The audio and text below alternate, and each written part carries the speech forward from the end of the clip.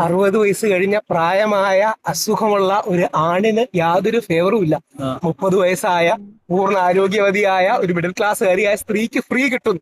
രാഹുൽ ഈശ്വറി പറയുന്ന കാര്യം സത്യമല്ലേ? 60 വയസ്സ് കഴിഞ്ഞ ഒരു പുരുഷന് കൊടുക്കുന്നതിനേക്കാൾ കൂടുതലായിട്ട് മുൻഗണന 30 വയസ്സ് കഴിഞ്ഞ് ആരോഗ്യമുള്ള സ്ത്രീക്ക് കൊടുക്കുന്നെങ്കിൽ അതിൽ എന്ത് ലോജിക്കാണുള്ളത്?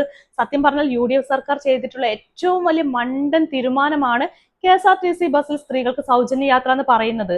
നമ്മളൊരു ആനുകൂല്യം കൊടുക്കുന്ന സമയത്ത് അത് അർഹിക്കുന്നവർക്ക് കൊടുക്കണം, അല്ലാണ്ട് അനർഹരായിട്ടുള്ള ആളുകൾക്കല്ല കൊടുക്കേണ്ടത്. ഇവിടെ നമ്മൾ ആനുകൂല്യം വെക്കുമ്പോൾ സാമ്പത്തികമായിട്ട് പിന്നോക്കം നിൽക്കുന്നവര്, ഭിന്നശേഷിക്കാര്, 60 വയസ്സിനപ്പുറത്ത് നിൽക്കുന്ന ആളുകൾ, ഇങ്ങനെയുള്ള കാറ്റഗറി ഒക്കെ തിരിച്ചിട്ടാണ് ആ ആനുകൂല്യം കൊടുക്കേണ്ടത്. അല്ലാണ്ട് സ്ത്രീയാണ്, ഒരു ജെൻഡറിൽപ്പെട്ട ആളുകളാണെന്നും പറഞ്ഞിട്ട് ആനുകൂല്യം അതുപോലെ അങ്ങ് എടുത്തു കൊടുക്കുമ്പോൾ അവിടെ ആരോഗ്യമുള്ള സുസ്ഥിരമായിട്ടുള്ള വരുമാനമുള്ള സ്ത്രീകൾ പോലും അനർഹമായിട്ട് ആ ആനുകൂല്യം കൈപ്പറ്റുന്ന സാഹചര്യം വരും.